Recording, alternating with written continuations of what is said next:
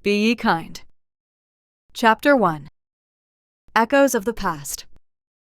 The late afternoon sun filtered through the live oaks of Chippewa Square, casting long, dappled shadows across the bench where Andrea Harper sat with her half-eaten lunch. She liked this spot best on quiet weekdays, away from the bustle of tourists snapping photos of the spot where Forrest Gump once sat with his box of chocolates.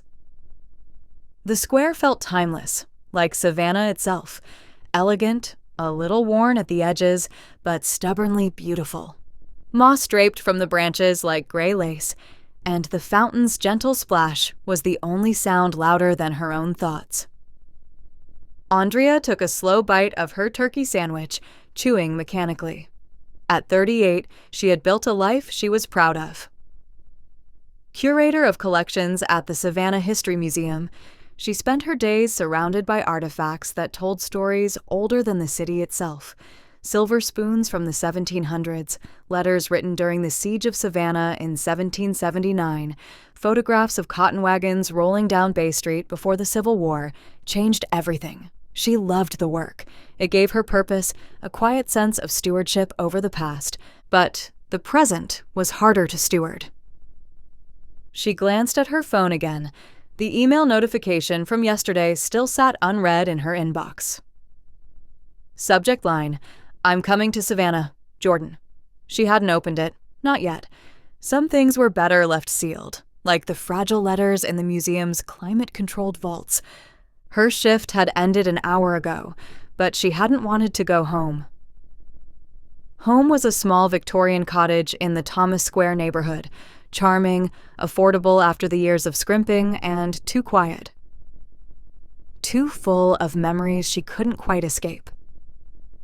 Andrea closed her eyes and let the breeze carry the faint scent of the river. She whispered the words she'd been repeating like a lifeline for months.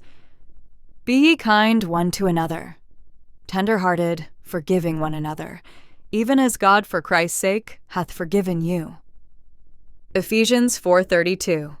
She didn't say it aloud often, only when the anger rose sharp enough to cut. Pastor Tom had encouraged her to memorize it years ago, back when the wound was still fresh. She could still hear his gentle voice during one of their coffee chats after Sunday service. Andrea, forgiveness isn't forgetting. It's choosing to stop letting the past rent space in your heart. She wanted to believe him. She really did. Her phone buzzed, a text from Nina Torres, her closest friend at the museum.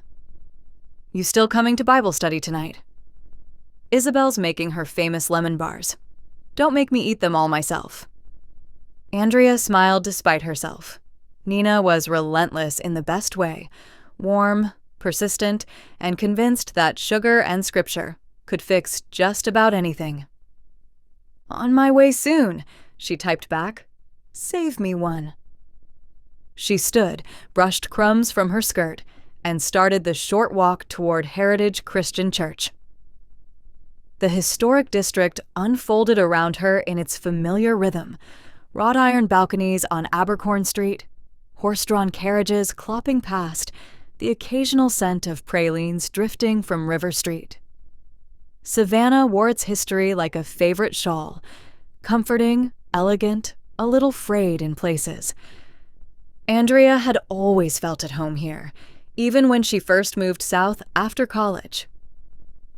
The city had welcomed her the way old houses welcome new owners, quietly, without fanfare, but with deep roots. Heritage Christian Church sat on a quiet corner near Broughton Street, in a red brick building that had once been a small Presbyterian chapel before the congregation outgrew it and lovingly restored the place in the 1990s. The steeple wasn't tall enough to compete with the cathedral basilica down the street, but it had character. Simple stained glass in soft blues and golds, wooden pews worn smooth by generations of prayers. Andrea loved walking through the double doors on Sunday mornings. It felt like stepping into another century, one where people still believed grace was worth fighting for. Tonight was Bible study, not Sunday service, but the feeling was the same. She slipped inside just as the group was settling in. Pastor Tom Reynolds stood at the front, sleeves rolled up, a worn Bible open in his hands. His wife, Isabel, was already passing out lemon bars on paper plates. She spotted Andrea and waved her over with a smile that crinkled the corners of her eyes. "There you are," Isabel said, pressing a plate into Andrea's hands. "I was starting to worry you'd gotten lost in the archives again." "Almost," Andrea admitted. "There's a new donation of Civil War letters I couldn't resist cataloging." Isabel laughed softly. "You and your stories. One day you'll have to tell us one of your own." Andrea's smile faltered for half a second. She took a seat near Nina, who immediately leaned over. "You okay?" Nina whispered. "You've got that look." "What look?" "The one that says you're carrying something heavier than a tray of artifacts." Andrea sighed. "I got an email from Jordan yesterday." Nina's eyes widened. "Your brother Jordan?" "The one and only." Nina reached over and squeezed her hand. "You don't have to open it tonight. Or ever, if you don't want to." "I know." Andrea stared at the lemon bar on her plate. "But part of me wonders if God's trying to get my attention." Before Nina could answer, Pastor Tom cleared his throat. "Good evening, friends," he began. "Tonight we're continuing our study in Ephesians. Chapter 4. Let's read verse 32 together." The group opened their Bibles. Andrea turned to the passage she knew by heart. "And be ye kind one to another," they read in unison, "tenderhearted, forgiving one another, even as God for Christ's sake hath forgiven you." The words landed like stones in still water. Andrea felt the ripple move through her chest. Pastor Tom looked around the circle. "Forgiveness is hard, we all know that, but Paul doesn't give us an exception clause. He says, even as God for Christ's sake hath forgiven you. That's the standard, not our feelings, not the size of the offense. God's forgiveness." Andrea's throat tightened. She thought of Jordan's face the last time she'd seen him, 5 years ago, standing in the lawyer's office, papers spread across the desk like a losing hand of cards. He'd looked her in the eye and said, "It's for the best, Andy. You'll see." Then he'd walked out with most of their parents' estate, leaving her with debts she was still paying off and a heart that had never quite healed. She hadn't spoken to him since. After the study ended, people lingered in small groups, chatting over coffee and leftover desserts. Isabel found Andrea again near the back pews. "Want to talk?" she asked quietly. Andrea hesitated, then nodded. They stepped outside to the small garden beside the church. Night had fallen fully now. The streetlights glowed soft yellow through the live oaks. Crickets sang in the flower beds. "I don't know how to do this, Isabel," Andrea said. "I've prayed about it. I've read the verses. But every time I think about forgiving him, I remember how much it hurt, how alone I felt." Isabel didn't rush to answer. She simply stood beside her, letting the silence settle. "Forgiveness isn't a feeling," she said at last. "It's a decision, and sometimes it's a decision you make every single day, until your heart catches up." Andrea looked down at her hands. "What if my heart never catches up?" "Then you keep deciding anyway, because obedience isn't about being comfortable, it's about trusting that God knows what He's doing, even when we don't." They stood there a moment longer. Andrea felt the weight of the unread email in her pocket, like a stone. When she finally walked home, the streets were quiet except for the distant sound of a trolley bell and the soft lap of the river against the docks. She unlocked her front door, stepped inside, and set her purse on the hall table. The envelope was still there, unopened but no longer invisible. She picked it up, turned it over in her hands. Then, slowly, she slid a finger under the flap and tore it open. The single sheet of paper inside was written in Jordan's familiar slanted handwriting. "Andrea, I know you probably don't want to hear from me. I don't blame you, but I've lost everything. House, savings, the company. I'm sober now. 2 years. I'm coming to Savannah next week. I'd like to see you, to apologize, to try to make things right if you'll let me. Your brother, Jordan." Andrea stared at the words until they blurred. She walked to the living room window and looked out at the dark street. Somewhere in the distance, a ship's horn sounded low and mournful, the kind of sound that carried across the water and reminded you how big the world really was. She closed her eyes. "Lord," she whispered, "I don't know if I can do this. But if you want me to, show me how." The house stayed quiet, but the decision had already begun to form, small and fragile, like the first green shoot after a long winter. Andrea set the letter down on the coffee table and turned off the lamp. Tomorrow, she would decide what came next. Chapter 2. The Unexpected Arrival. Andrea stood at her kitchen window the next Saturday morning, coffee mug cradled in both hands, watching rain streak the glass in slow, silver lines. The storm had rolled in overnight from the Atlantic, the kind Savannah knew well. Sudden, heavy, and gone by afternoon if the wind shifted right. She hadn't slept much. Jordan's letter lay on the counter like an accusation, its edges already curling from the humidity. She had read it 3 more times since opening it, each pass making her stomach knot tighter. 2 years sober, lost everything, coming to make amends. She didn't trust the words. Not yet, maybe not ever. A knock at the front door startled her so badly, she sloshed coffee onto her thumb. She set the mug down, wiped her hand on a dish towel, and walked slowly through the narrow hallway.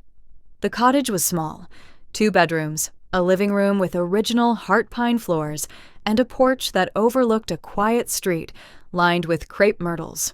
She loved the house. It had been her first real purchase after the estate mess, paid for with museum salary and sheer stubbornness. She peered through the peephole. Jordan stood on the porch, shoulders hunched against the rain, wearing a dark jacket that looked too thin for the damp chill. His hair was shorter now, streaked with more gray than she remembered, and he carried a small duffel bag at his side. He looked smaller. Not the confident, quick-talking brother who'd always had an answer for everything. Andrea's hand hovered over the knob. She could pretend she wasn't home. She could let him stand there until he gave up and left. But something, maybe the call to be tenderhearted she'd whispered into the dark last night, maybe simple curiosity, made her turn the lock. She opened the door just wide enough to speak. "Jordan." He lifted his head. Rain dripped from the brim of his baseball cap. "Hey, Andy." "Don't call me that." The old nickname felt like sandpaper on her tongue.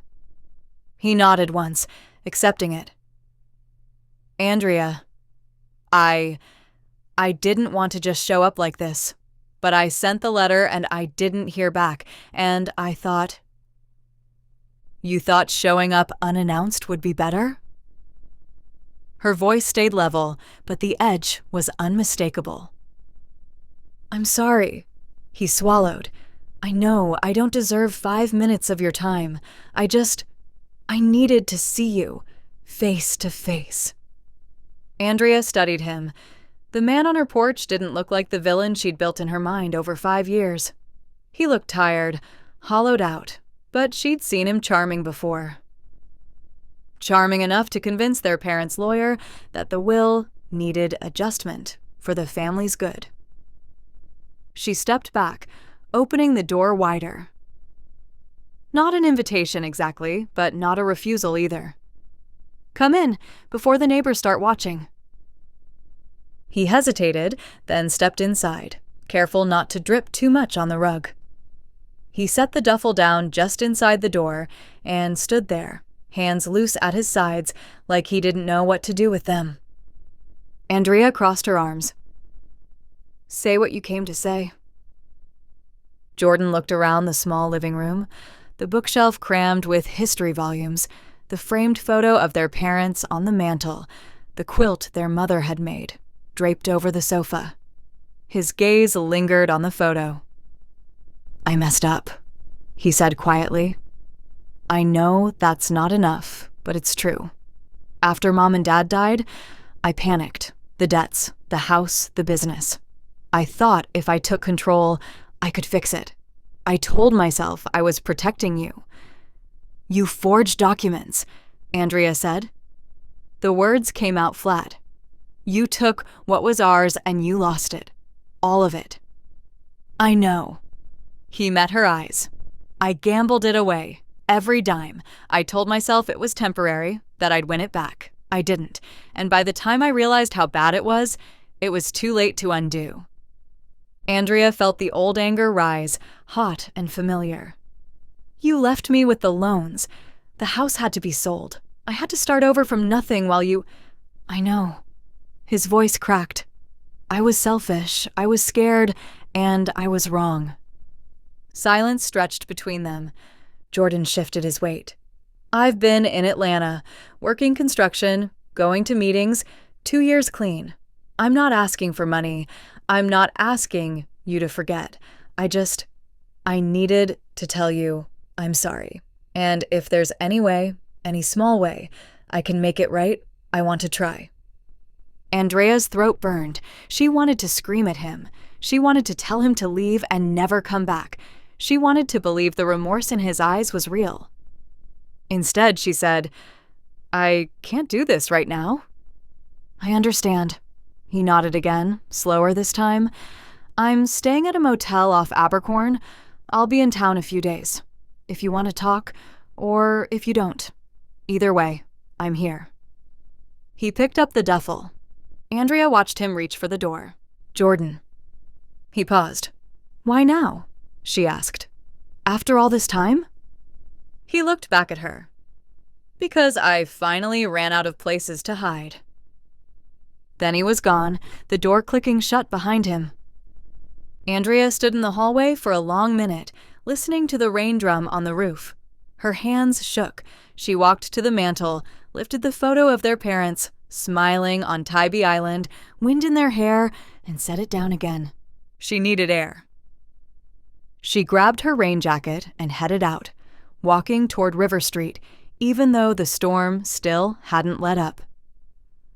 The cobblestones glistened under the streetlights, and the Savannah River rolled brown and restless beyond the railing. Tourists huddled under umbrellas at the outdoor bars, laughing despite the weather. Life went on. Andrea leaned against the iron railing and watched a container ship glide past, its lights blurred in the rain. She thought of the city's history, fires that leveled whole blocks, yellow fever epidemics, wars that scarred the land, and how Savannah always rebuilt, stubborn, resilient. She recalled the verse she'd whispered earlier, the call to be kind and tenderhearted, to forgive as God had forgiven her through Christ. The words felt far away, but they lingered. Her phone buzzed in her pocket. She pulled it out, expecting Nina. It was a text from an unknown number. "Hi, Andrea. This is Case Galloway from church. Pastor Tom mentioned you might be free to grab coffee sometime this week. Thought I'd introduce myself properly. I'm new in town and still getting my bearings. No pressure. Just figured 2 history buffs could swap stories. Let me know if you're up for it." Case. Andrea stared at the message. She'd met Case briefly last Sunday after service, a tall man with kind eyes and a quiet Carolina accent, shaking hands with half the congregation. He'd asked about the museum's latest exhibit on the Siege of Savannah, and she'd answered more than she meant to, surprised by how easy it felt to talk to him. She typed back before she could overthink it. "Coffee sounds nice. How about Tuesday after work? There's a place on Broughton Street."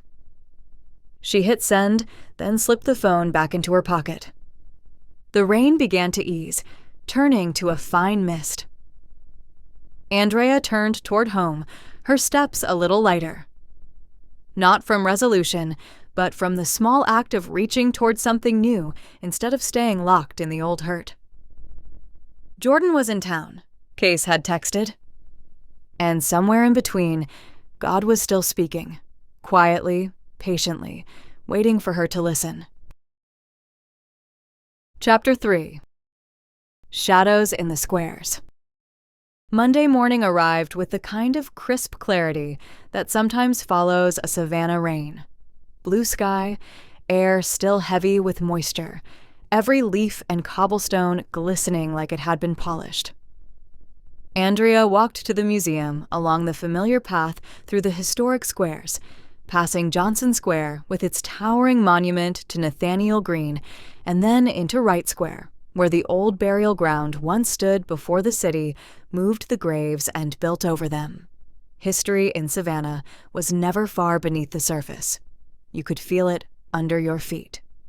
She carried the weight of Saturday's encounter with Jordan like an extra layer of clothing, uncomfortable, impossible to ignore. She hadn't told Nina the full story yet. She wasn't ready, but the silence felt heavier with every step. At the museum, the day passed in a blur of cataloging and visitor questions. She led a small tour group through the second-floor galleries, pausing in front of a display case containing a tattered letter from 1778, written by a Savannah merchant during the British occupation. This letter, she told the group, was written right here in the city, while cannon fire echoed through the streets. The writer describes fear, uncertainty, and then hope. He writes about trusting in God's providence even when the future looked bleak. Savannah has always been a place of survival. Wars, fires, hurricanes, we rebuild, we endure.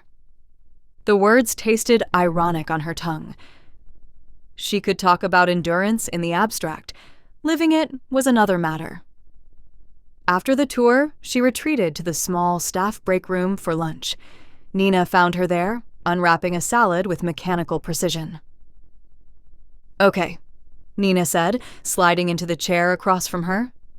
"Spill, you've been quiet since Saturday. Is it the brother thing?" Andrea set her fork down. "He showed up at my door, in the rain. No warning." Nina's eyes widened. "What did you do?" "Let him in. Listened. He says he's sorry, sober, lost everything. Wants to make amends." "And you?" "I told him I couldn't do it right then. He left. That's it." Nina reached across the table and touched her arm. "That's a lot, Andrea. You don't have to decide anything today. Or tomorrow." "I know." Andrea stared at her salad. "But I keep hearing Pastor Tom's voice in my head, about being kind and tenderhearted, forgiving as we've been forgiven." Nina nodded slowly. "Bible study tonight. You coming?" "I think so. I need something. Perspective, maybe." "Good. Isabel's bringing those chocolate chip cookies she makes when she knows someone's hurting." Andrea managed a small smile. Isabel Reynolds, Pastor Tom's wife, had a gift for knowing exactly when someone needed comfort food and quiet company. The rest of the afternoon passed in a haze of paperwork and emails. By the time Andrea locked up and walked the short distance to Heritage Christian Church, the sun was dipping low, painting the brick facades in warm gold. The Bible study group was already gathering when she arrived. Pastor Tom greeted her at the door with his usual warm handshake. "Good to see you, Andrea." "You too, Pastor." He studied her face for a moment. "Rough weekend?" She gave a half shrug. "Something like that." He didn't press. "We're continuing our look at putting off the old self tonight. You know the passage we've been in." The group settled into the circle of folding chairs in the fellowship hall. Isabel passed around a plate of still warm cookies, her smile soft and steady. Case Galloway was there too, sitting a few seats away. He caught Andrea's eye and gave a small nod. Friendly, unassuming. She nodded back, grateful for the lack of expectation in his expression. Pastor Tom opened his Bible. "We've been talking about kindness and forgiveness these last few weeks. Tonight let's look at what it really means to put off the old self and live in the new, especially when old hurts try to pull us back." Paul reminds us that forgiveness flows from the kindness we've already received in Christ. Let's talk about how that looks in real life. Andrea felt the words settle into her like stones in a riverbed. She thought of Jordan's face in the rain, the way his shoulders had curved inward. She thought of the forged papers, the lawyer's office, the months of scraping by on ramen and second jobs. After the study, people lingered over coffee. Case approached her near the refreshment table. "Hey," he said. "Mind if I join you for a minute?" "Not at all." He poured himself a cup of decaf. "I was thinking of what Pastor Tom said about living in the new and letting forgiveness flow from what we've received. Made me think of my own stuff." Andrea glanced at him. "You've had to forgive someone?" "More like forgive circumstances. My wife passed 2 years ago. Cancer. There were days I was angry at the doctors, at God, at the whole broken world. Took a long time to let that go." "I'm sorry," she said quietly.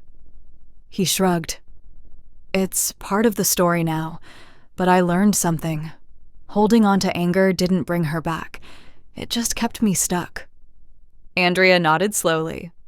"I'm dealing with family stuff, old wounds, my brother." Case didn't pry. He simply said, "If you ever want to talk about it, or not talk about it, just walk and look at old buildings. I'm around." She smiled, a real one this time. "I might take you up on that. There's a lot of history in this city worth seeing." Deal. They chatted a few more minutes about the Owens Thomas house and its preserved slave quarters, how the museum was planning a new exhibit on daily life in antebellum Savannah. It felt normal. Easy. A small breath of air in a room that had felt too tight. Later, as she walked home through the quiet streets, Andrea passed Chippewa Square again. The bench where she'd eaten lunch last week was empty now, shadowed by the oaks. She sat down anyway, pulling her jacket closer against the evening chill. She pulled out her phone and opened the Notes app. Typed one line. "Forbearing one another and forgiving one another, if any man have a quarrel against any, even as Christ forgave you, so also do ye." Colossians 3:13. She'd heard Pastor Tom quote it once in a sermon. It had stuck. She stared at the words until the screen dimmed. Jordan's motel was only a few miles away. She could drive there. She could call. She could do nothing. For now, she chose nothing, but the quarrel inside her, the one she'd nursed for 5 years, felt just a fraction smaller tonight. Not gone, but noticed. She stood, slipped her phone back into her pocket, and started home. The squares of Savannah watched her go, silent witnesses to another small step in a long journey. Chapter 4. A Walk in Forsythe Park. The following Saturday morning dawned bright and mild, the kind of early spring day Savannah wore like a crown. Forsythe Park stretched out in full glory, azaleas blooming in defiant pinks and purples along the paths, the great white fountain at the center sending plumes of water high into the air, catching sunlight in tiny rainbows. Families pushed strollers, joggers circled the perimeter, and a street musician played soft jazz on a saxophone near the Confederate monument. The Spanish moss swayed lazily overhead, turning the live oaks into living cathedrals. Andrea had agreed to meet Jordan here at 10. Neutral ground. Public. No risk of slammed doors or raised voices echoing through her quiet cottage.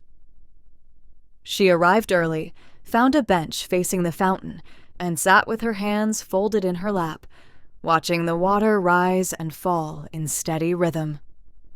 She had prayed about this meeting every morning since his unexpected arrival. Short prayers, honest ones. "Lord, help me listen. Help me not hate him. Help me see what you see." The words felt fragile, but she kept saying them anyway. Jordan appeared right on time, walking up the wide central path in jeans and a navy sweater. He carried 2 paper cups from a coffee cart near the park entrance. When he spotted her, he lifted one in greeting. "Black. No sugar?" he said, offering it to her. "Still, how you take it?" She accepted the cup, surprised he remembered. "Yes, thank you." He sat on the opposite end of the bench, leaving space between them. For a long moment, neither spoke. They watched a group of children chase pigeons around the fountain base. "I didn't think you'd come," he said finally. "I almost didn't." Andrea took a sip of coffee. It was hot, strong, grounding. "But I've been thinking about what you said, about running out of places to hide." Jordan nodded. "It's true. I spent years running, from the grief, from the guilt, from you. I told myself I was protecting you by handling everything, but I was just protecting myself." Andrea stared at the fountain. "You left me with nothing but debt and questions. I had to sell Mom and Dad's house. I had to explain to friends why my own brother would do that. Do you know how many nights I lay awake wondering if I'd done something to deserve it?" "No," he said quietly. "I don't know, and I hate that I don't." She turned to look at him. "Why gambling? Why not just talk to me?" I was ashamed. Dad always said we Harper men were supposed to provide, to fix things. When the estate taxes hit and the business was failing, I panicked. I thought one big win would solve it all. Instead, it buried us deeper. Andrea felt the old anger stir, but it didn't rise as fiercely this time. "You buried me deeper. I worked 2 jobs for 3 years to climb out. I delayed grad school. I stopped dreaming about things like travel or a family because survival took everything." Jordan's shoulders sagged. "I know I can't undo that. I can't give back the years or the house or the peace you lost. But I can tell you I'm sorry. Not just the word, but the weight of it. I see now what I stole from you. Not just money, trust, time, a brother." The fountain spray misted the air, cooling Andrea's face. She thought of the city around them, how Forsythe Park had once been a dueling ground, then a place of public hangings, then a symbol of beauty and renewal. Layers upon layers of pain and redemption. "I've been angry for so long," she said. "It became part of me. I don't know who I am without it." Jordan looked at her, really looked. "Maybe you're someone who's stronger than the anger, someone who's carried it long enough." She didn't answer right away. Instead, she stood, gesturing toward the path that circled the fountain. "Walk with me." He rose without hesitation. They walked slowly, the gravel crunching under their shoes. Andrea spoke first. "I keep coming back to that verse Pastor Tom talks about, being kind and tenderhearted, forgiving as we've been forgiven in Christ. It's not about feeling ready, it's about choosing to release the debt." Jordan nodded. "I don't expect you to release mine. Not today, maybe not ever, but I want you to know I'm not asking for a clean slate. I just want a chance to stop being the villain in your story." They reached the southern end of the park, near the fragrant garden where roses and gardenias were beginning to bud. Andrea stopped under a massive oak. "I don't know if I can forgive you yet," she said, "but I'm willing to try not to hate you. That's where I'm starting." Jordan's throat worked. "That's more than I deserve." "Maybe." She met his eyes. "But grace isn't about deserving." They stood in silence a moment longer. Then Jordan reached into his pocket and pulled out a small envelope. "I brought this," he said. "It's not much. A check for $5,000. Every cent I could scrape together from the last 2 years. It's not repayment, it's a beginning, if you'll take it." Andrea stared at the envelope. Part of her wanted to refuse it on principle. Another part, the part still paying off old loans, knew it would help. She took it. "Thank you," Jordan exhaled like he'd been holding his breath for years. He hesitated, then added quietly, almost as an afterthought, "There's something else. I've been dealing with chronic fatigue, stress from everything finally caught up.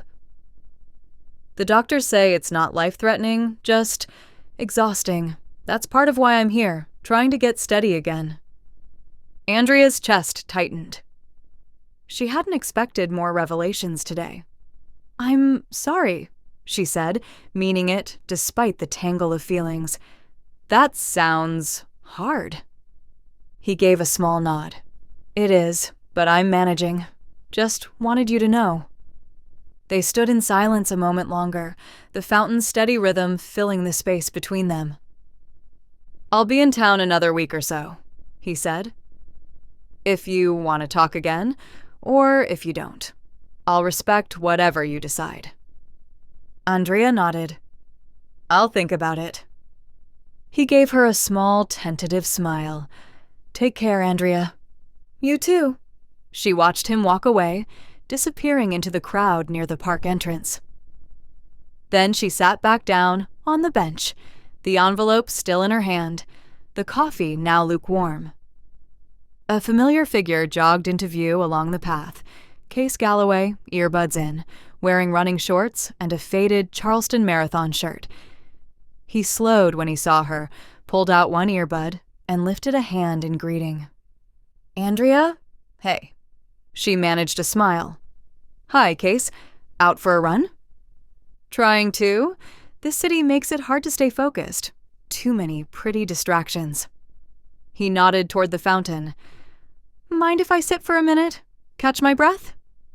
She gestured to the empty spot beside her. He sat, wiping sweat from his brow with the hem of his shirt. "You okay? You look like you've been carrying the world." She laughed softly, surprised by how close to tears the sound felt. "Something like that. Family stuff. Just had a hard conversation." He nodded, no judgment in his eyes. "Want to talk about it, or want company while you don't talk about it?"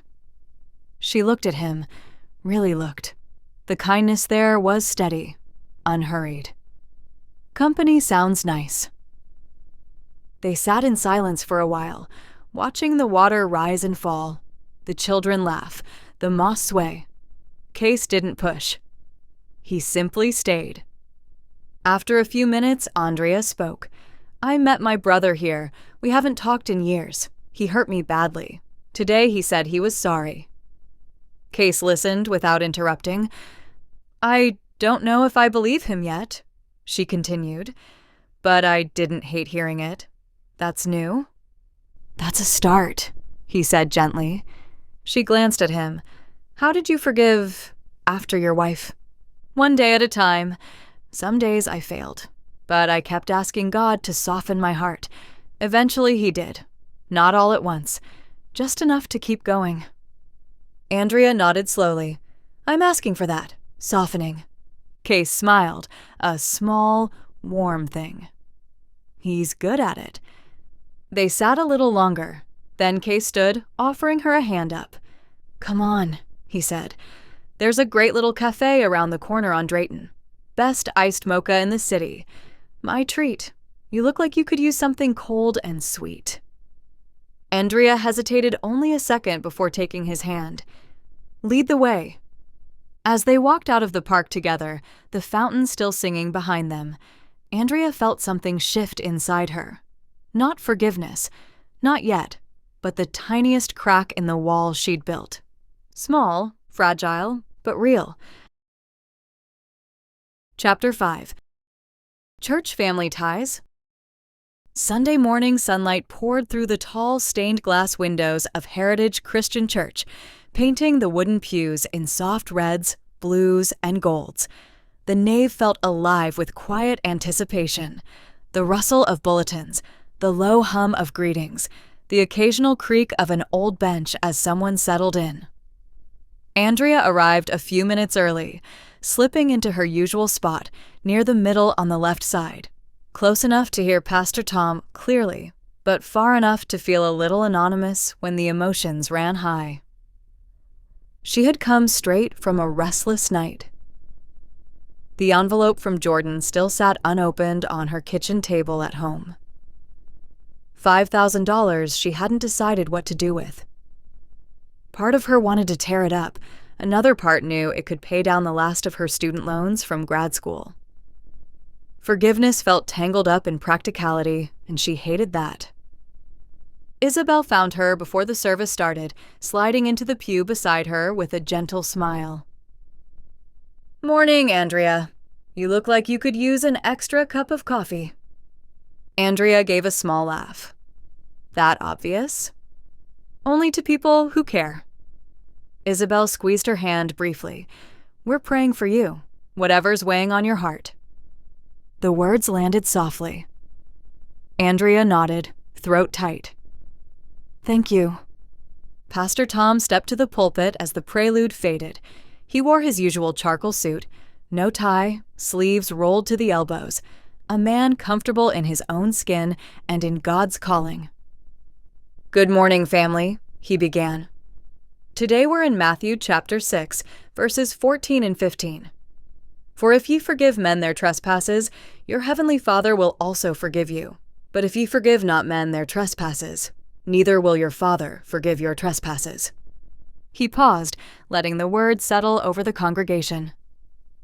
"This isn't a suggestion," he continued. "It's a sobering reality.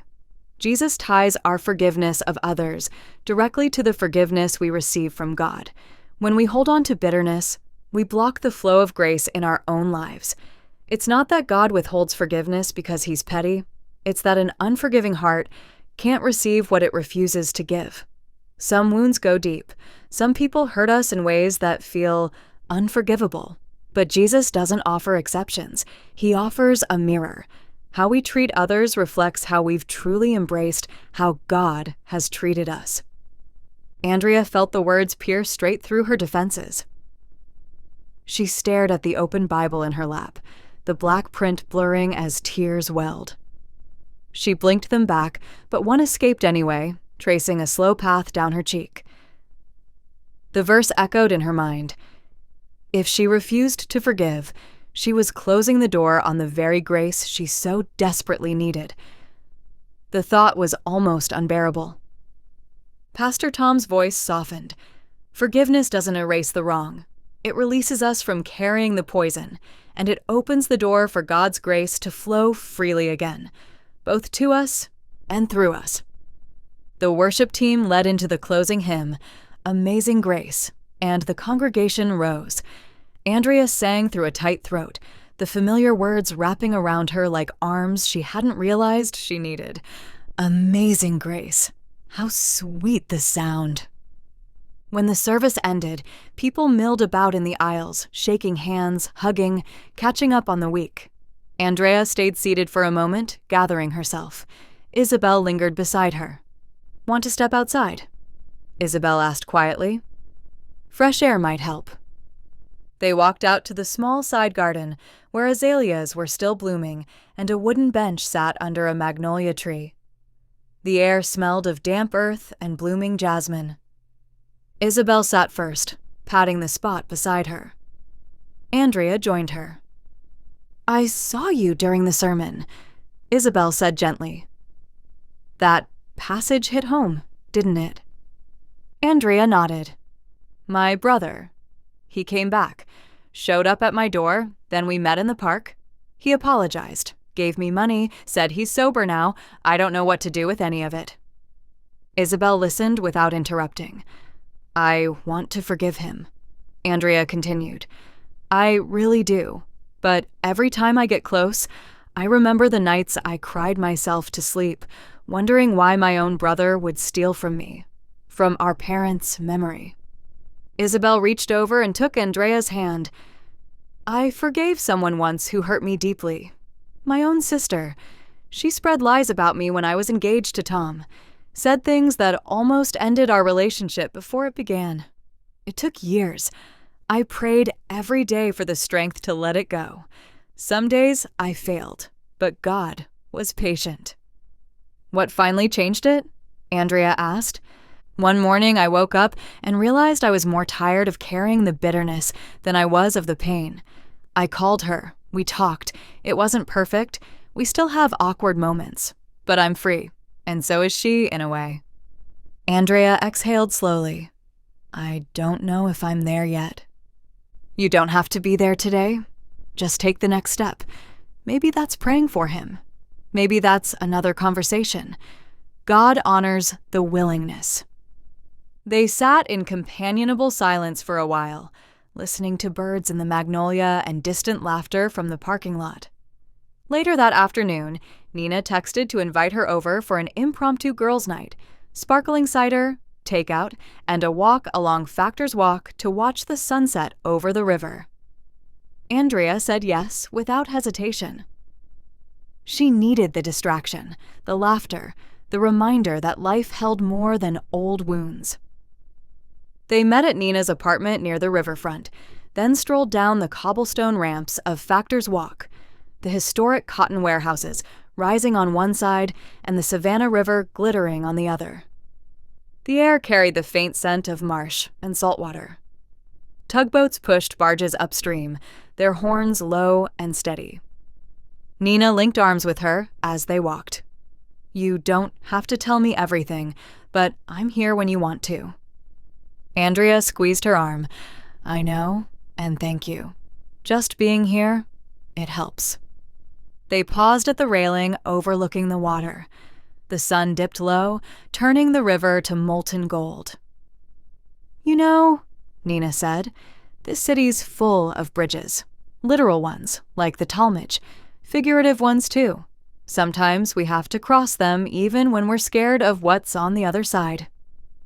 Andrea smiled faintly. You sound like Pastor Tom. Nina laughed. I've been listening. As the sky deepened to lavender, Andrea's phone buzzed. A text from Case. Hey, if you're free tomorrow evening, I'd love to see Bonaventure Cemetery with a guide who knows the stories. No pressure. Just thought it might be a nice way to unwind. Let me know. She stared at the message, warmth spreading through her chest. Something simple, something new. She typed back, I'd like that. Meet you at the entrance at 6? His reply came almost immediately. Perfect. Looking forward to it. She slipped the phone away and turned back to the river. The first stars were beginning to appear above the warehouses. For the first time in days, the weight on her shoulders felt just a little lighter. Not gone, but shared. With Isabel, with Nina, with a kind man who liked old gravestones and quiet conversations, and maybe, just maybe, with God, who was still writing the next chapter. Chapter 6. Uncovering Layers. Andrea spent the next few days in a quiet rhythm of work and reflection. Mornings at the museum brought the usual comfort. Dusty archives, careful handling of fragile documents, the soft click of catalog tags, but her thoughts kept drifting to Jordan. The check still sat on her kitchen table, untouched. She hadn't deposited it. She hadn't torn it up either. It waited like a question mark. On Wednesday afternoon, she found herself in the museum's research room, surrounded by boxes of newly donated family papers from the 1800s. The collection belonged to a Savannah merchant family that had survived the Civil War, Reconstruction, and the Great Fire of 1820. Among the letters was a small bundle tied with faded ribbon, correspondence between two brothers who had fallen out over inheritance after their father's death. Andrea opened the first letter carefully, gloved hands steady. My dear brother, it began. I have carried this anger like a stone in my chest for 3 years now. The land you claimed was rightfully mine by our father's spoken wish, yet the law favored you. I have cursed your name in silence. But last Sunday, Pastor preached on forgiveness. How often shall my brother sin against me, and I forgive him? Until 70 times 7. The word struck me like cannon fire. I write now, not to demand what is lost, but to ask if we might begin again. Not as before, perhaps, but as men who remember. They are brothers first. The reply, dated 2 months later, was brief but warm. The brothers reconciled. The land remained divided, but the family did not. Andrea set the letters down and leaned back in her chair. The parallel was too clear to ignore. She thought of Jordan's face in the park, the way his voice had cracked when he said he'd run out of places to hide. She thought of her own anger, how it had become a familiar companion, reliable, protective, exhausting. She closed the box and returned to her desk, but the letters stayed with her. That evening, she met Case at the entrance to Bonaventure Cemetery, just as the sun began its slow descent. The iron gates stood open, the avenue of live oaks stretching ahead like a green tunnel. Spanish moss draped low, brushing their shoulders as they walked. The cemetery was famous, rows of Victorian monuments, angels with folded wings, the famous bird girl statue that had once graced the cover of Midnight in the Garden of Good and Evil. But tonight, it felt less like a tourist spot and more like a place of quiet stories. Case walked beside her, hands in his pockets. "This place always gets me," he said. "All these lives, all these endings, and yet the oaks keep growing." Andrea nodded. "Savannah's full of places like this. History doesn't stay buried here, it just lingers." They followed the paths in comfortable silence for a while. Andrea pointed out a few notable graves. The merchant who built half the cotton warehouses on River Street, the Confederate general whose family plot was still tended by descendants. Case listened, asking thoughtful questions that showed genuine interest. Eventually, they reached a quieter section near the river bluff, where the monuments were older and simpler.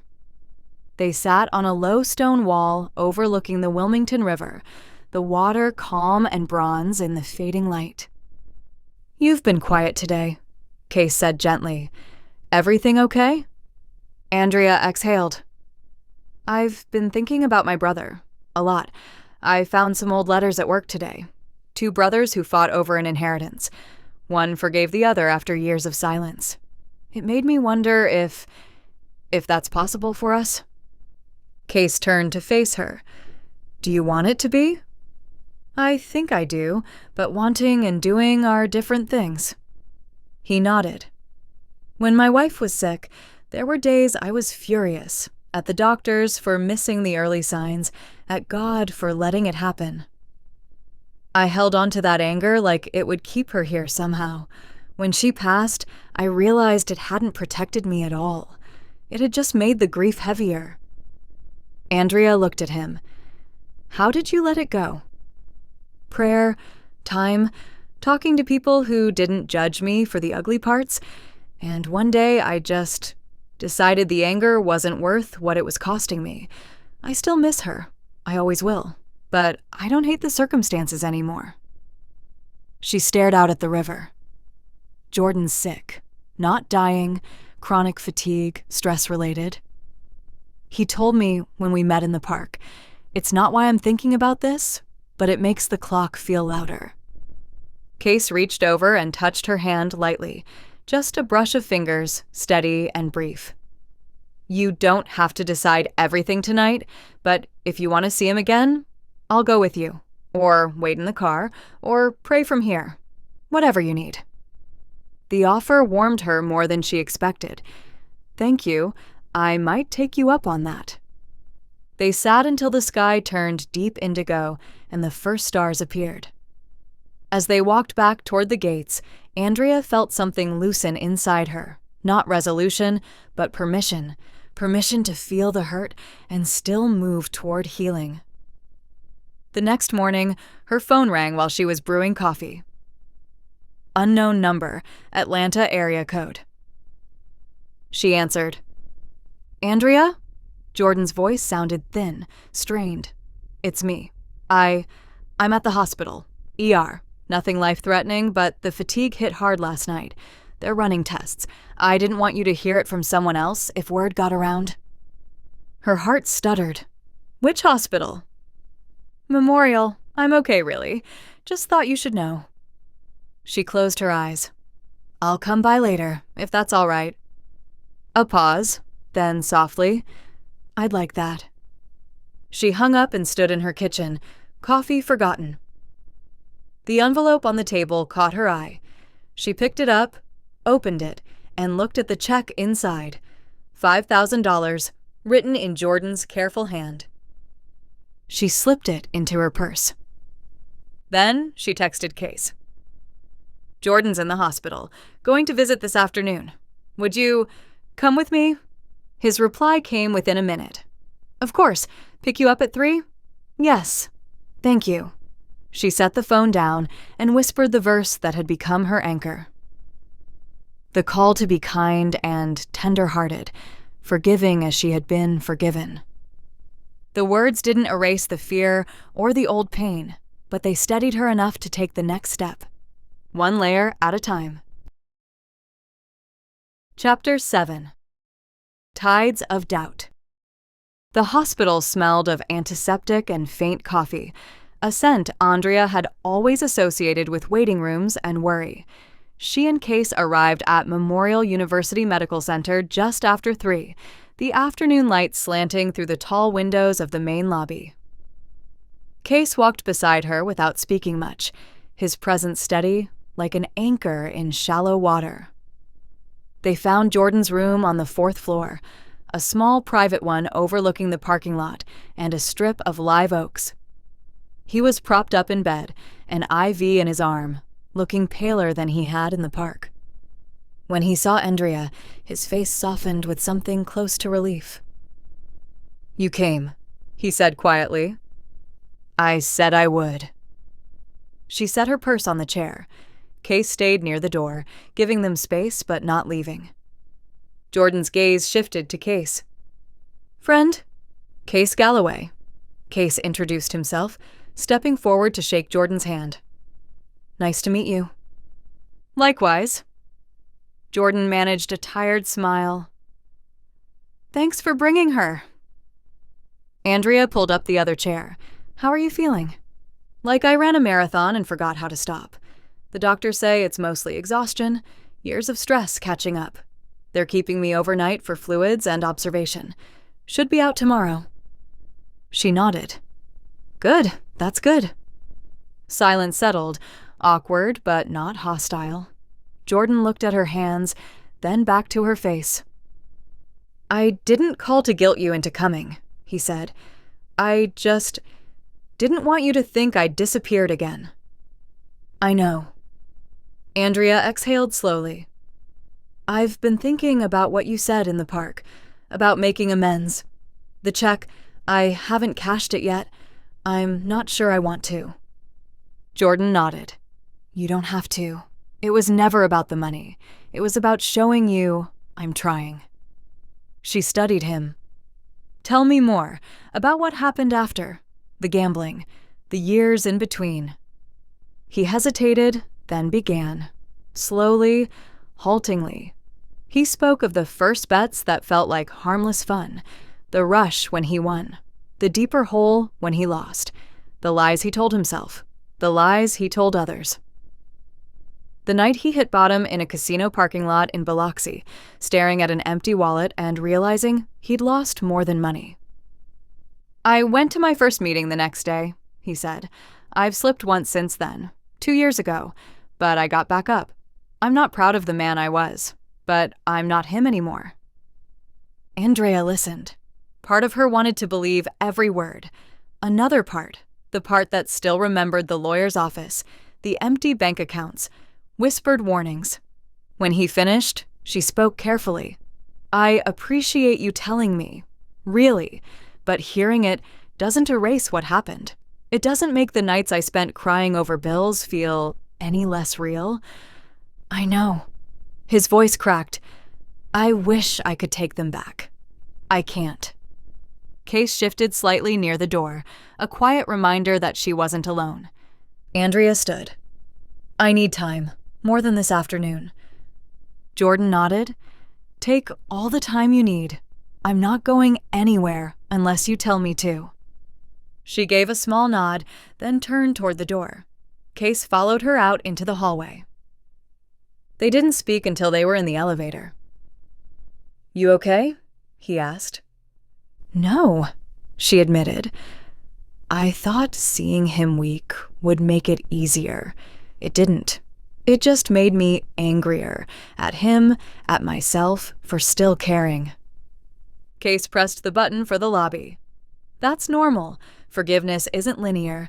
Some days you take a step forward. Some days you slide back. Outside, the late afternoon sun was warm, but Andrea felt chilled. They walked to Case's truck in silence. He opened the passenger door for her, then got in on the driver's side. "Where to?" he asked. "Home, I think. I need to be alone for a bit." He started the engine, but didn't pull out yet. "Andrea, it's okay to be angry. It's okay to need space. Just don't shut everyone out while you're figuring it out." She looked at him.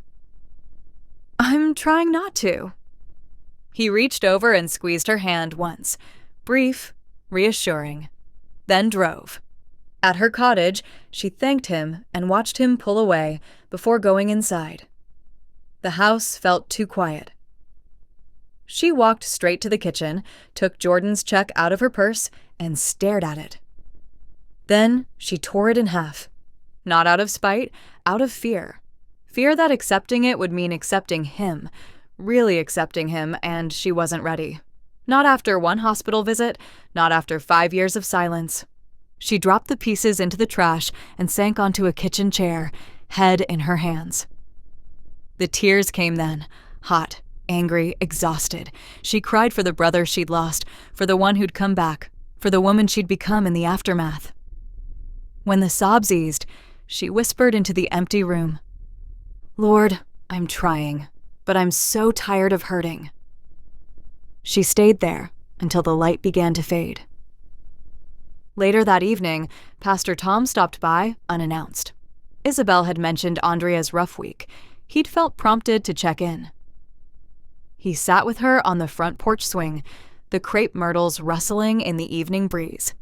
"I tore up the check," she told him after a long silence. "I don't even know why. I just couldn't keep it." Pastor Tom nodded slowly. "Sometimes we push away what we think we should want because we're afraid of what it means. I'm afraid if I forgive him, it means what he did was okay, that it didn't matter." "It mattered," Pastor Tom said firmly. "It still matters. Forgiveness doesn't cancel consequences. It cancels the debt in your heart. God's forgiven you completely, not because your sins were small, but because Christ's payment was enough. Jordan's debt to you is real, but holding it forever, that's a burden you weren't meant to carry alone." Andrea stared at the darkening street. "I keep going backward. One day, I feel hopeful. The next, I'm right back in the anger." "That's the tide," he said. "It comes in, it goes out. But the moon, God's grace, keeps pulling you forward. Don't judge the process by one wave." They sat until the streetlights came on. When Pastor Tom left, he hugged her briefly at the door. "Call if you need anything, day or night." She watched him drive away, then went inside and retrieved the torn check from the trash.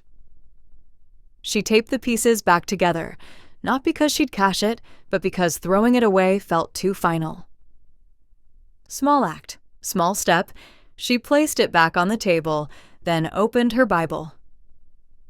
The page was well worn now. She recalled the call to be kind and tenderhearted, forgiving one another as God had forgiven her through Christ. The words didn't fix everything, but they reminded her she wasn't alone in the tide. She closed the book, turned off the lamp, and went to bed. Tomorrow would bring another wave. She'd meet it when it came. Chapter 8. Bridges over troubled waters. The Talmadge Memorial Bridge arched high over the Savannah River, like a steel promise, connecting the city to the islands beyond and carrying the steady hum of traffic day and night. On a clear Thursday evening, the sunset turned the water below into a ribbon of copper and rose. Heritage Christian Church had organized a small outreach picnic on the public green space near the bridge's approach. Nothing elaborate, just folding tables, iced tea, sandwiches, and a chance for the congregation to mingle with neighbors who rarely stepped inside the church doors. Andrea arrived with Nina, carrying a tray of brownies she'd baked the night before. The simple act of measuring flour and chocolate had steadied her nerves after the hospital visit and the torn check. Small routines, small mercies. Pastor Tom greeted them with a wave, his sleeves rolled up as he helped set up chairs. Isabel was already pouring drinks, chatting easily with a young family who had wandered over from the nearby apartments. Case was there too, helping unload coolers from the church van. When he saw Andrea, he smiled and walked over. "Hey," he said, wiping his hands on a napkin. "Glad you made it." "Wouldn't miss it." She set the brownies down. "Made these last night."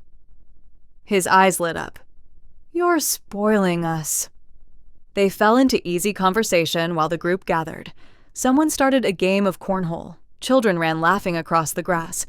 The bridge loomed above them, its lights beginning to flicker on as dusk settled. Andrea found herself watching the cars cross. People going home, going to work, going somewhere new. Bridges always reminded her of transitions, of leaving one shore for another. After the food was served and the sun dipped lower, Pastor Tom gathered everyone in a loose circle near the water's edge. "Thanks for coming tonight," he said. "We're here to be salt and light. Nothing fancy, just present. Before we pray, I want to read something quick from Proverbs." He opened his Bible app on his phone. "He that covereth a transgression seeketh love, but he that repeateth a matter separateth very friends." Proverbs 17:9. Sometimes love means choosing not to keep dredging up the old hurts. It means covering them, not hiding them, but refusing to let them define every conversation, every relationship. That's hard, but it's how love grows. Andrea felt the words settle over her like the evening breeze. She thought of the countless times she'd replayed Jordan's betrayal in her mind, retelling it to herself, to Nina, even to God. Each retelling had kept the wound raw. Pastor Tom closed in prayer. Simple thanks for the evening, for the bridge that connected them, for hearts willing to be softened. As people began to drift toward their cars, Case found Andrea again near the railing. "Want to walk a little?" he asked. "The view's better from the pedestrian path." She nodded. They strolled along the walkway that ran parallel to the bridge, the river lapping below and the city lights beginning to sparkle across the water. The noise of traffic faded to a distant hum. "You've been quiet tonight," Case said gently. "Just thinking." She leaned against the railing. "About bridges, about crossing them when you're not sure what's on the other side?" He stood beside her, close enough that their shoulders almost touched. "I've crossed a few myself.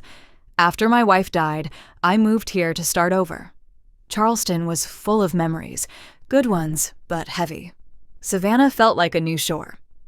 Andrea glanced at him. "Do you ever regret it?" "Some days, but mostly no. New roots grow where you plant them." She looked out at the water. "Jordan texted me this morning. He's out of the hospital. Asked if we could meet again. Somewhere quiet. I haven't answered yet." Case didn't push. He simply waited. "I keep thinking about what Pastor Tom read," she continued, "about not repeating the matter. I've repeated it so many times, to myself, to others. It's become my story.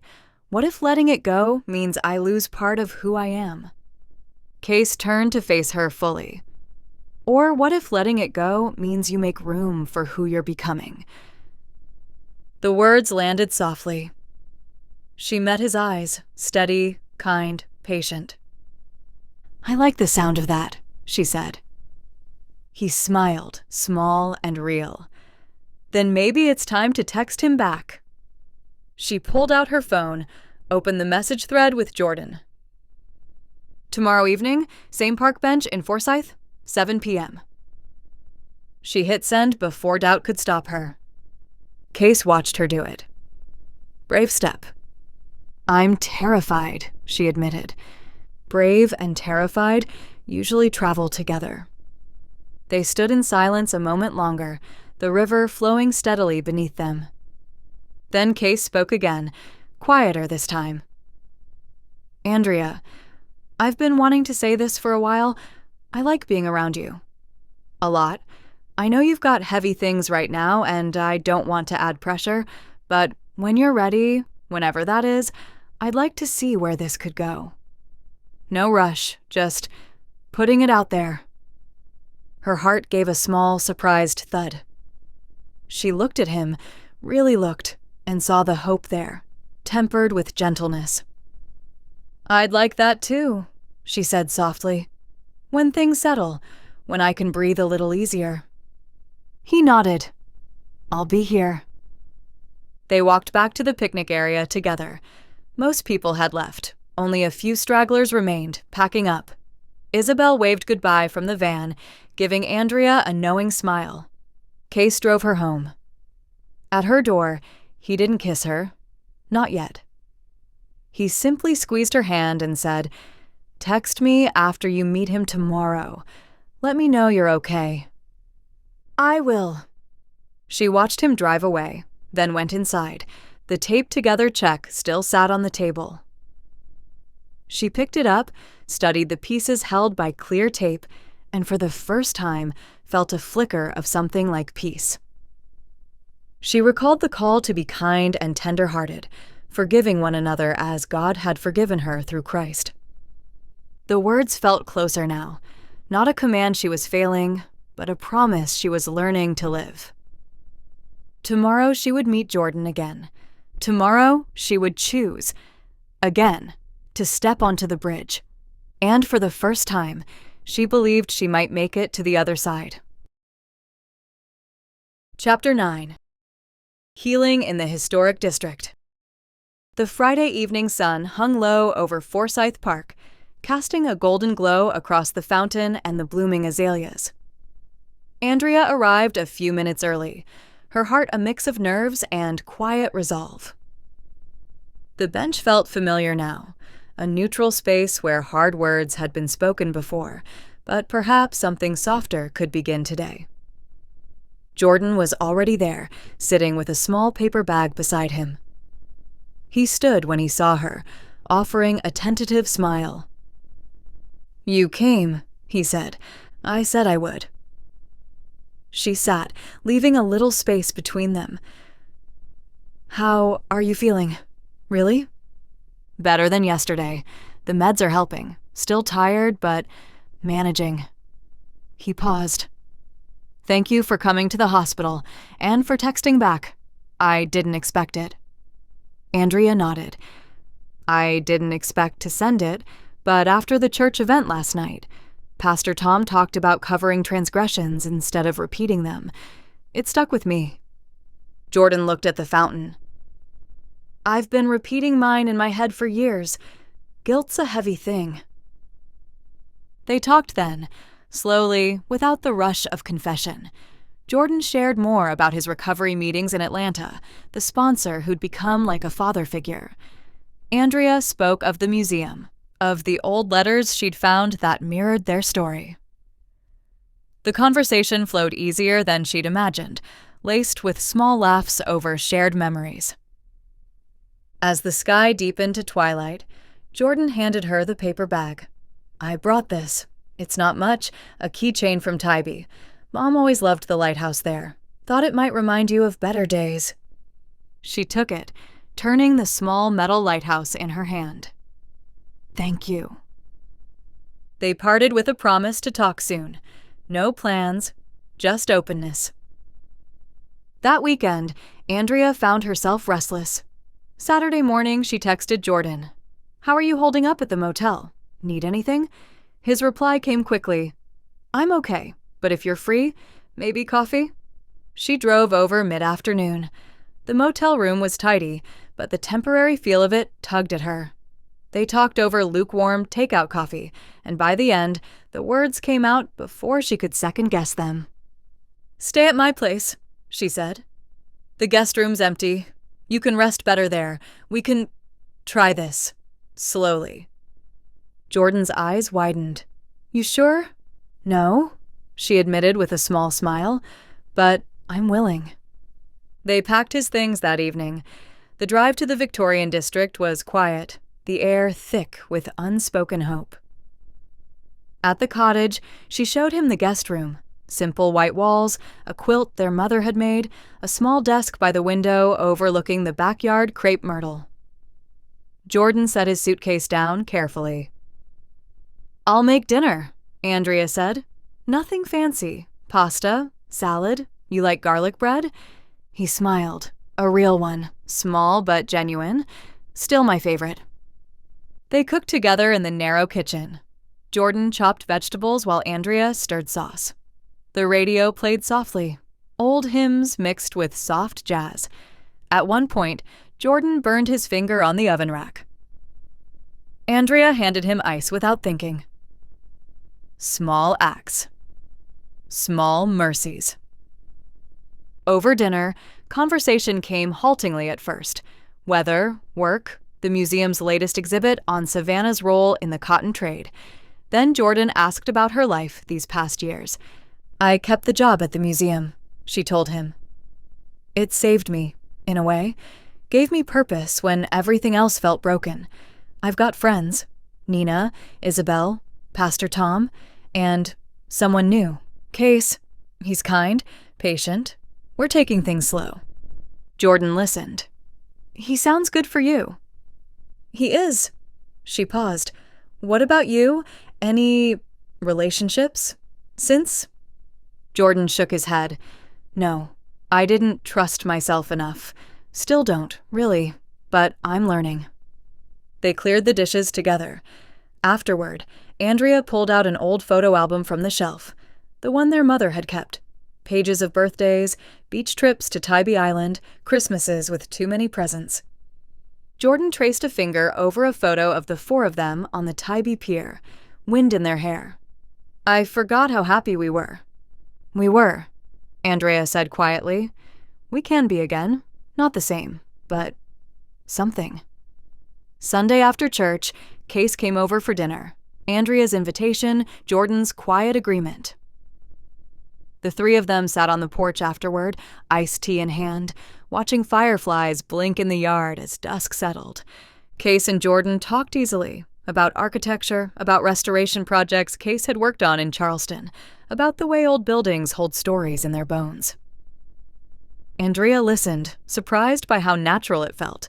Later, when Jordan excused himself to read in the guest room, Case walked Andrea to the end of the driveway, under the streetlight. "You're doing something brave," he said softly. "I'm terrified," she admitted. He took her hand. "I know, but look at you. Opening your home, your heart. That's not small." She looked up at him. The light caught the warmth in his eyes. "Case, thank you. For being here, for not pushing." He smiled. "I'm not going anywhere." He leaned in slowly, giving her time to pull away. She didn't. Their first kiss was gentle, brief, sweet, full of promise. When they parted, Andrea felt something bloom inside her, fragile but real. "I've wanted to do that for a while," he murmured. "Me too," she whispered.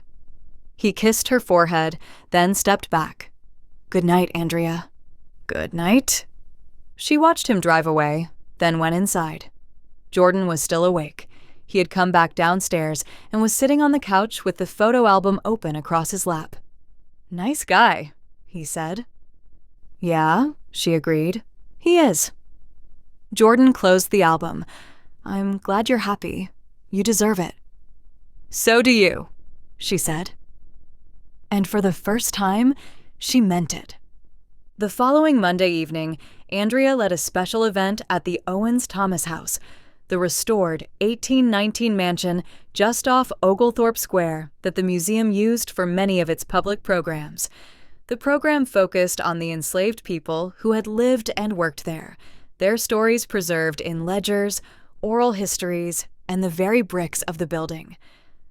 Andrea spoke about redemption, how places and people could carry deep scars and still become spaces of beauty and healing. As she stood in the courtyard afterward, answering questions from attendees, she caught sight of the live oaks framing the house. Their roots ran deep, tangled, enduring, like hers. That night, back home, Jordan helped her prepare for bed. Small things, like turning down lights, locking doors. Routine. Normal. Before she went to her room, she paused in the hallway. "Jordan." "Yeah? I'm glad you're here." He smiled, tired, grateful, hopeful. "Me too." She closed her door and sat on the edge of her bed, whispering the words that had carried her this far. The call to be kind and tenderhearted, forgiving one another as God had forgiven her through Christ. The words no longer felt like a weight. They felt like wings. Healing was happening. Not all at once, not perfectly, but steadily. One shared meal, one honest conversation, one small act of kindness at a time. Chapter 10. The storm breaks. The hurricane warnings had escalated by Thursday night. The tropical storm that had seemed distant only days earlier now bore down on the Georgia coast with ferocious intent. Category 2 by landfall prediction, winds strong enough to strip shingles and topple ancient oaks. Savannah battened down, plywood over windows, sandbags at doors, the historic squares eerily quiet except for the low moan of rising wind. Inside Andrea's cottage, the atmosphere felt thicker than the humid air outside. Jordan had insisted on helping board up the house, though his hands still trembled from lingering fatigue. Case arrived just before dusk with a truck bed full of supplies, tarps, extra lanterns, and enough canned food for a week. The three of them worked in tense silence, broken only by the rhythmic thud of hammers and the occasional sharp crack of thunder rolling in from the Atlantic. When the last board was nailed in place, they stepped inside. The house felt smaller, sealed against the world. Andrea lit lanterns, even though the power still held.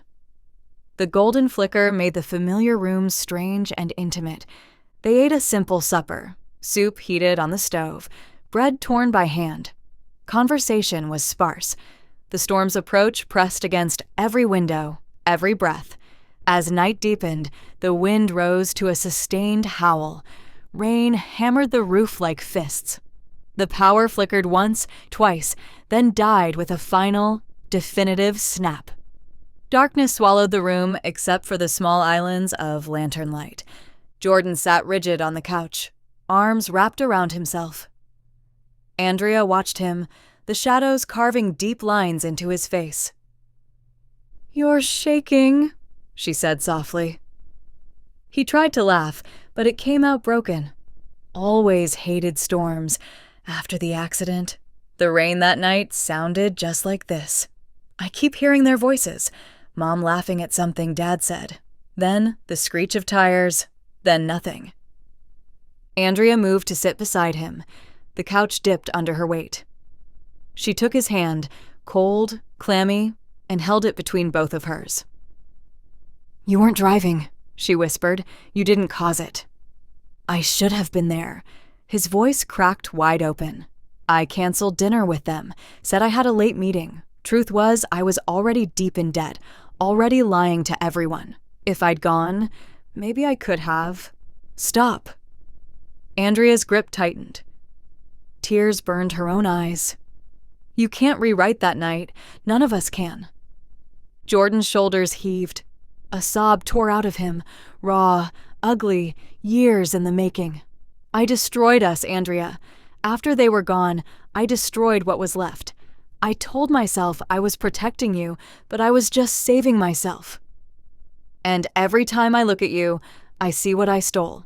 Your trust, your future, your peace. The wind screamed outside, rattling the boards.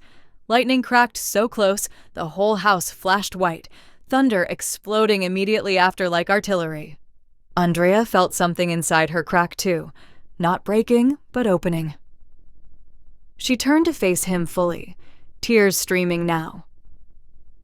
I hated you for it. I hated you so much I couldn't breathe some days.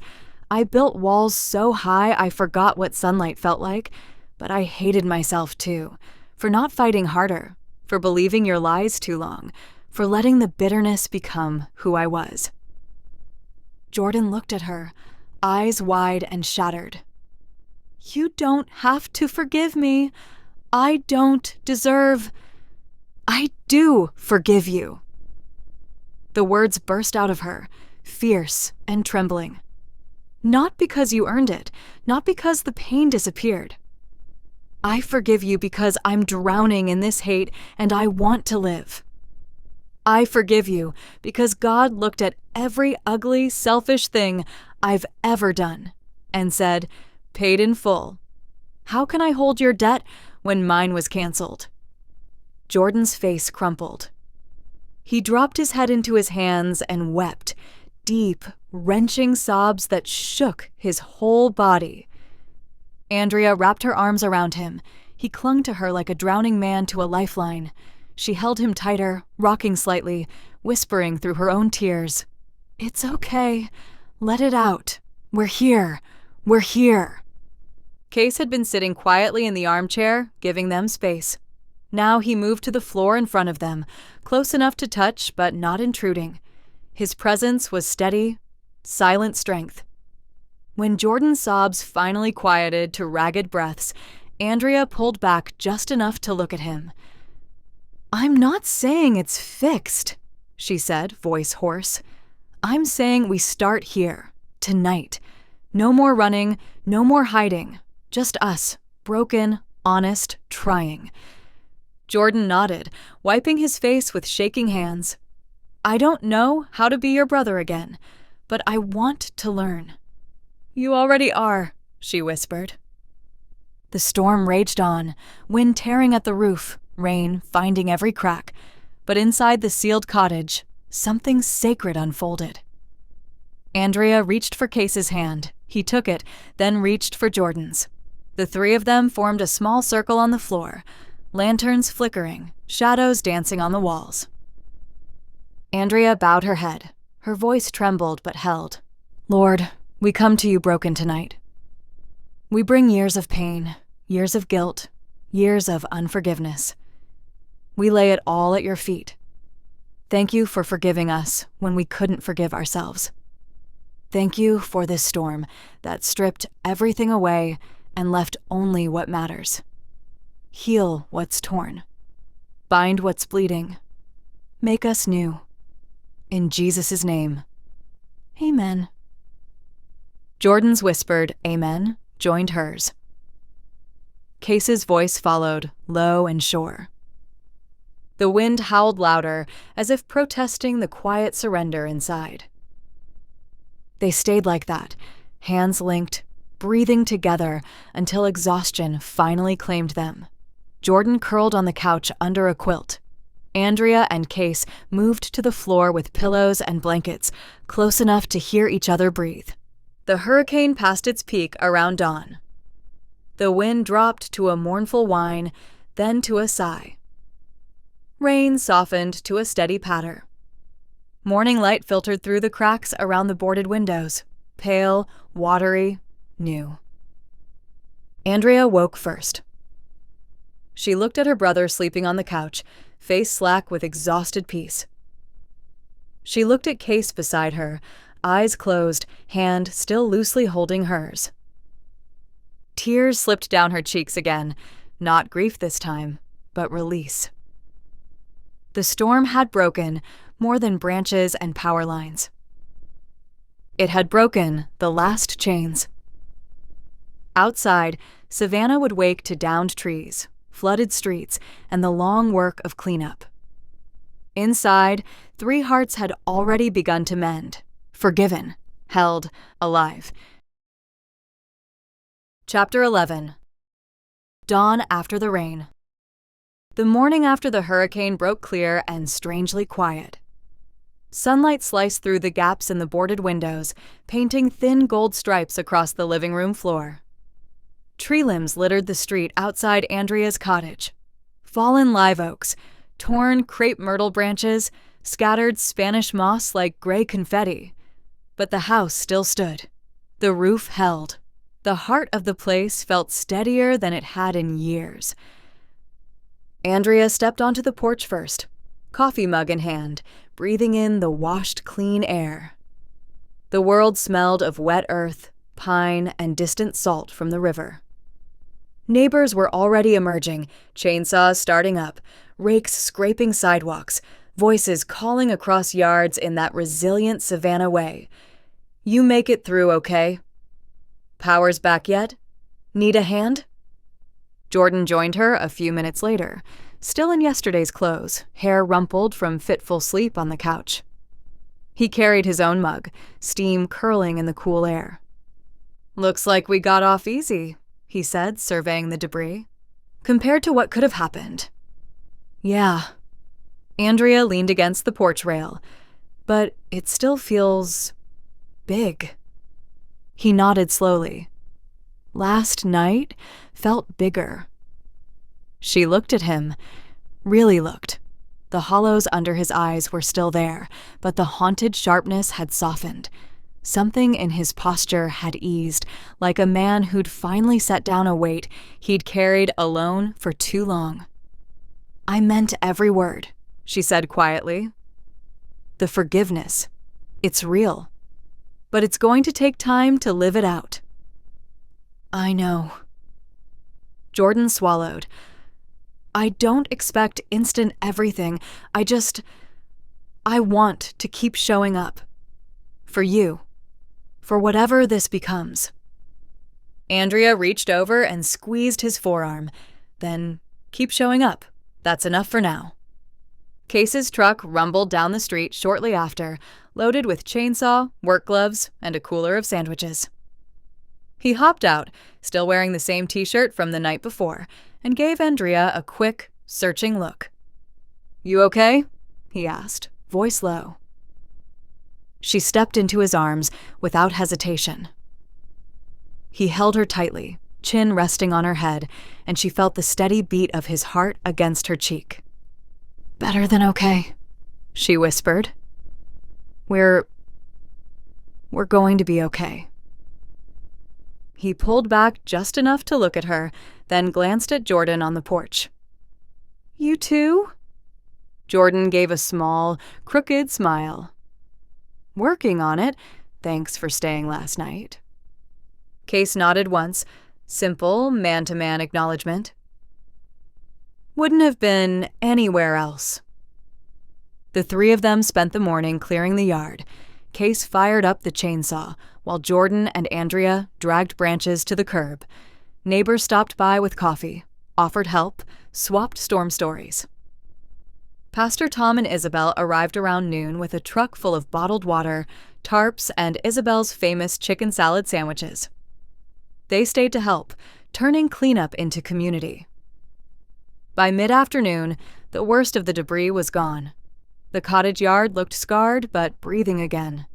Andrea stood in the middle of it all, hands on her hips, sweat on her brow, and felt a deep, quiet gratitude settle into her bones. That evening, after showers and a simple supper of leftovers, the Heritage Christian Church family gathered in the fellowship hall. Power had been restored downtown. The building glowed warm against the dusk. Tables were pushed together, covered with potluck dishes, casseroles, cornbread, pies still warm from ovens that had miraculously kept running on generators. Pastor Tom stood at the front, sleeves rolled up, voice carrying over the hum of conversation. We made it through another one, he said. Not because we're invincible, because God is faithful, and because we're not meant to face the storms alone. He looked around the room, at weary faces, at hands still smudged with dirt, at eyes bright with relief. Tonight isn't about sermons, he continued. It's about giving thanks. If anyone wants to share what God did in the storm, big or small, we're listening. Several people spoke. Gratitude for no injuries, for neighbors who checked on the elderly, for power returning faster than expected. Then Jordan stood, slowly, hands in his pockets, voice unsteady at first.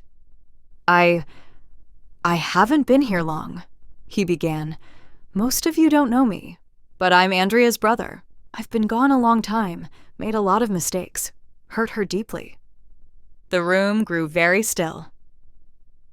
Last night, in the middle of the worst of it, she forgave me. His voice cracked. Not because I deserved it, but because she chose to. Because God showed her how. I don't have words big enough to say what that means. I want to thank you all for loving her when I couldn't, for being the family she needed, and for letting me start over here. Tears slipped down more than one face. Isabel reached for Pastor Tom's hand. Nina wiped her eyes with a napkin. Andrea stood next. She didn't plan to speak, but the words came anyway. I carried anger for so long, it felt like part of me, she said. Last night, I let it go. Not all the hurt. Some of that will take time to heal. But the choice? That happened, and it feels like breathing for the first time in years. She looked at Jordan, then at Case, then around the room. Thank you for praying me through it, for not giving up on me, for reminding me what grace looks like when I couldn't see it myself. Pastor Tom stepped forward, laid a hand on each of their shoulders. Then, let's pray, he said simply. The room bowed heads. Quiet voices murmured agreement as Pastor Tom thanked God for mercy in the storm, for reconciled hearts, for new beginnings. Afterward, people came to Andrea and Jordan. Hugs, quiet words, offers of coffee or a listening ear whenever they needed it. Isabel pulled Andrea into a long embrace. I'm so proud of you, she whispered, and so thankful. Case waited until the crowd thinned, then found Andrea near the dessert table. Walk with me? He asked. They stepped outside into the church garden. Night had fallen fully. The air was cooler, cleaner. Stars showed through thinning clouds. Case took her hand. You were incredible tonight. I was terrified, she admitted, but it felt right. He stopped under the magnolia tree, turned to face her. Andrea, I've watched you walk through this, watched you choose the hard, brave thing over and over. I'm in awe of you. She looked up at him, heart full.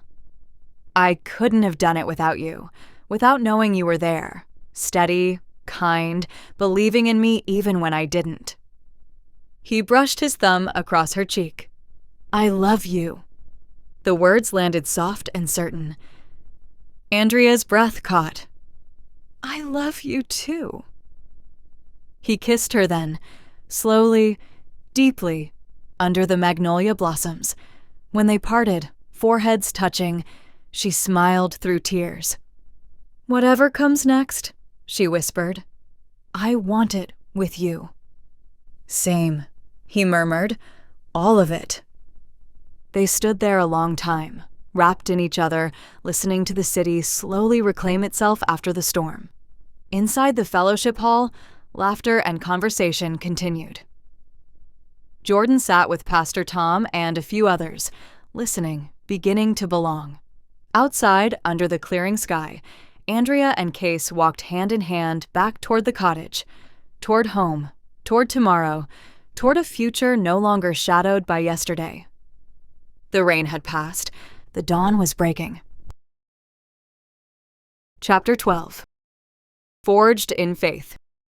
6 months had passed since the hurricane, and Savannah had reclaimed its rhythm.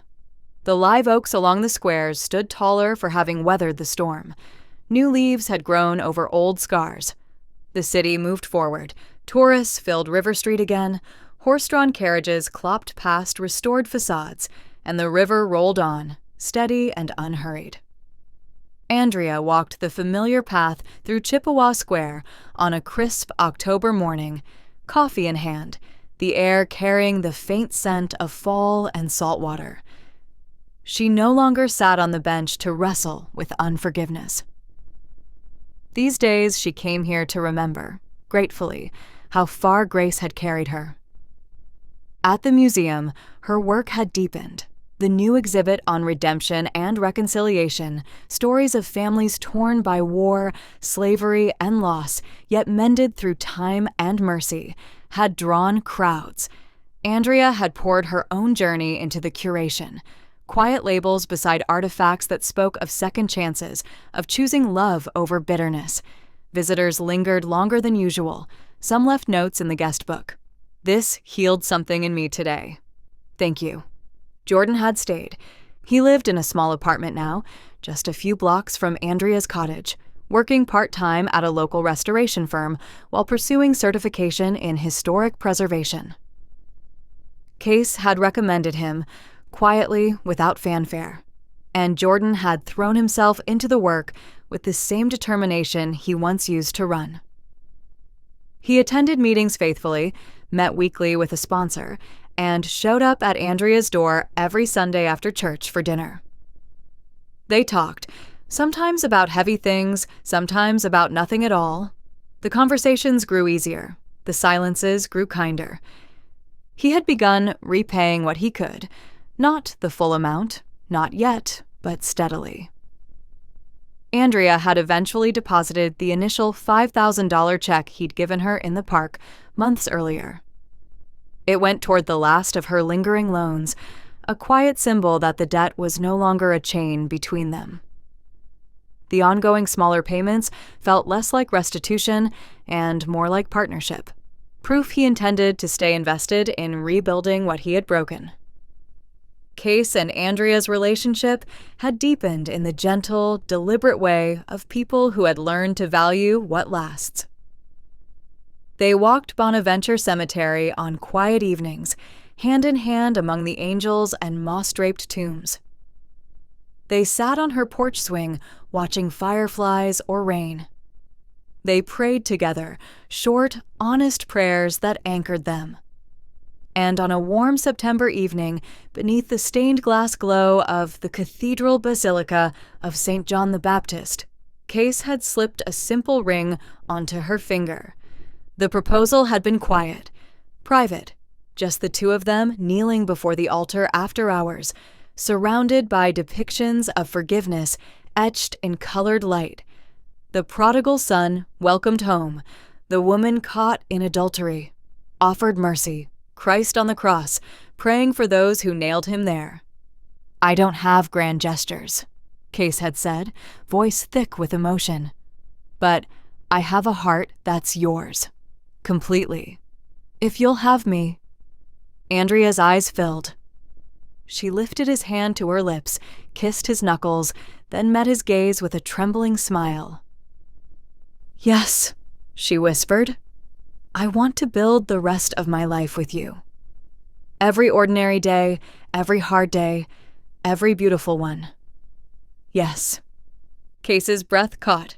He pulled her close, forehead to forehead, and they stayed like that a long moment, breathing the same air in the sacred hush of the basilica. A few days later, over dinner on Andrea's porch, Case turned to Jordan. "I've been thinking," he said quietly, "about the wedding. It's going to be small. Just family and the church folks who carried us through. I'd like you to stand with me, as my best man." Jordan froze, fork halfway to his mouth. He looked from Case to Andrea, then back again. "You mean that?" His voice was barely above a whisper. "I do," Case said simply. "You're her brother. You're part of her life now, and that means you're part of mine. I want you standing beside me when I promise to love and honor her for the rest of my days." Jordan's eyes glistened. He set the fork down, hands trembling slightly. "I don't know what to say," he managed. "Except, thank you. And yes, I'd be honored." Andrea reached across the table and squeezed her brother's hand. No words were needed. The moment spoke for itself. They planned a small wedding for spring, intimate at Heritage Christian Church, with Pastor Tom officiating and the congregation that had carried them through the storm as witnesses. On this particular October morning, Andrea paused in Chippewa Square longer than usual.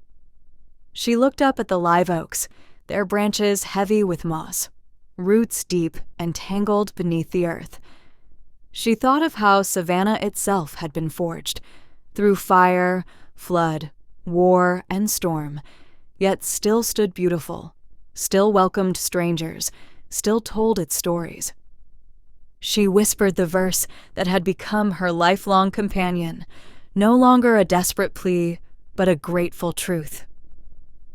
"Be ye kind one to another, tenderhearted, forgiving one another, even as God for Christ's sake hath forgiven you."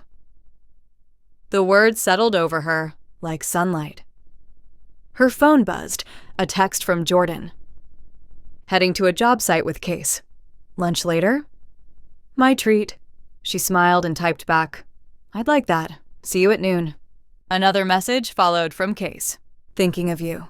Love you more every day." She replied with a heart emoji and a simple, "Forever."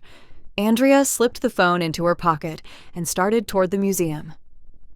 The historic district unfolded around her, wrought iron balconies gleaming in the morning light, cobblestones worn smooth by centuries of footsteps, the distant call of a ship horn on the river. She walked with lighter steps now. The past had not vanished. Scars remained, some visible, some hidden, but they no longer defined her. They had become part of a larger story, one of brokenness met by grace, of anger giving way to tenderness, of a family reforged not by perfection, but by persistent, patient love. At the museum entrance, she paused to look back at the square. A breeze stirred the moss. Sunlight danced across the fountain. Andrea smiled, small, real, full of peace. She stepped inside. The stories waited, and so did tomorrow. Thank you for spending some time with us, listening, reflecting, and resting in God's endless love. If this story touched you, encouraged you, or brought a moment of peace, I'd be so grateful if you'd leave a like.